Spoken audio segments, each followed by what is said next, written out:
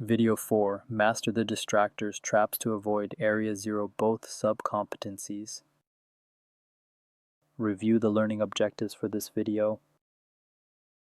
Now we are getting into something that trips up even the most prepared candidates, and I really want to help you avoid it.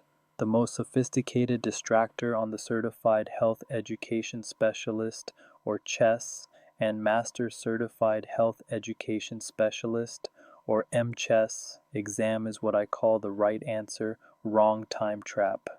Here is what makes this so tricky.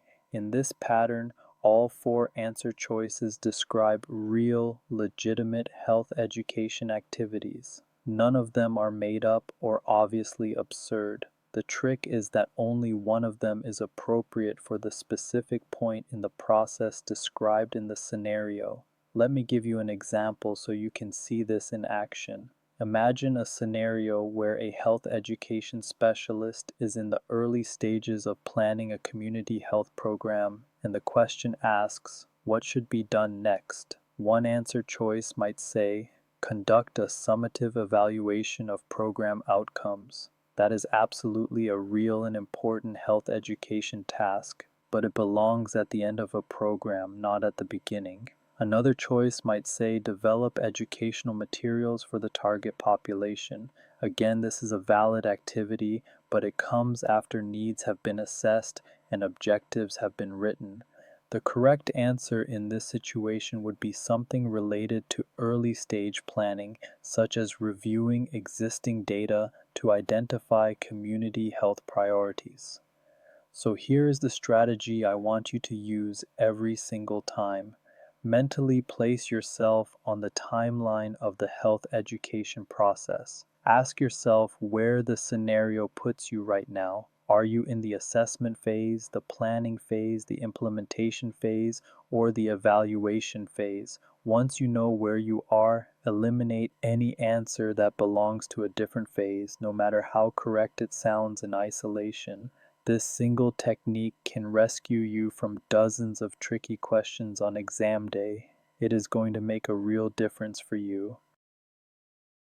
The second major distractor pattern I want you to know about involves absolute words, and once you learn to spot them, you will have a real advantage on exam day.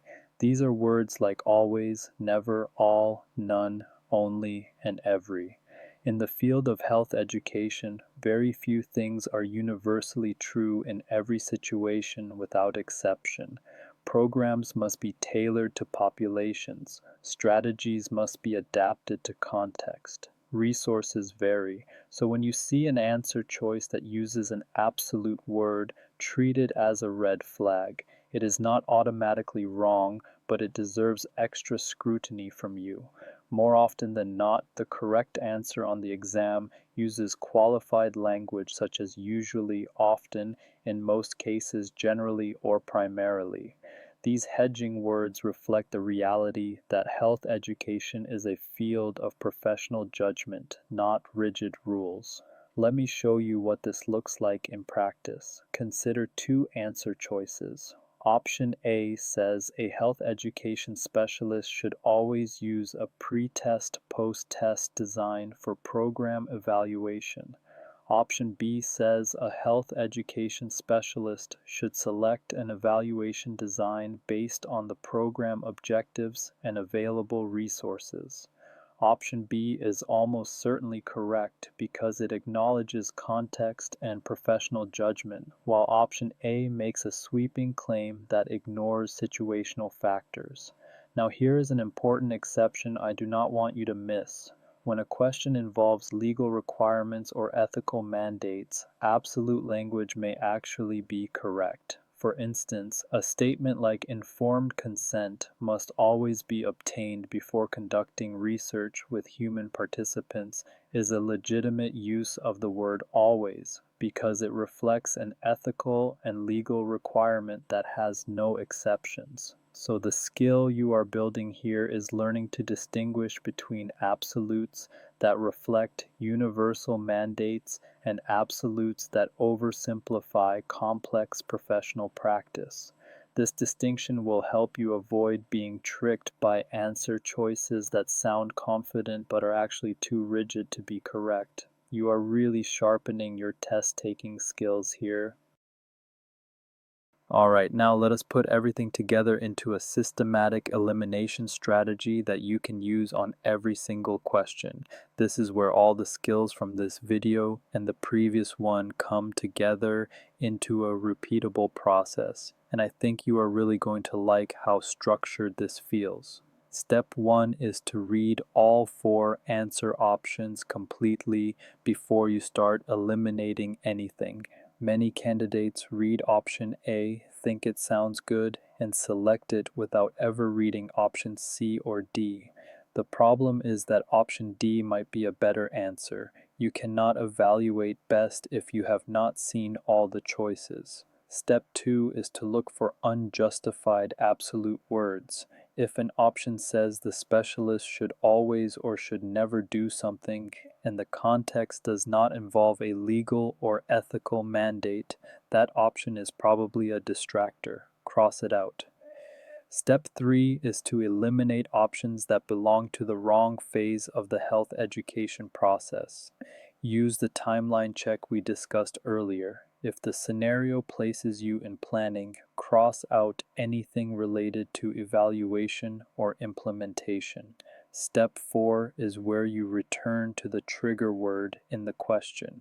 If the question says first, compare your remaining options and select the one that comes earliest in the logical sequence. If the question says best, choose the option that reflects the strongest evidence base or the most comprehensive approach. Step 5 is your final selection. Pick the option that most directly and specifically answers what was asked. Avoid options that are true but tangential to the actual question. Here's what I love about this approach. It transforms the exam from a guessing game into a structured analytical exercise. Practice this technique with every scenario question in this course, and by exam day, it will feel automatic. You now have a complete toolkit for deconstructing distractors. In the next video, we will start diving into the actual content areas. You are doing great, and you are building exactly the skills you need to succeed.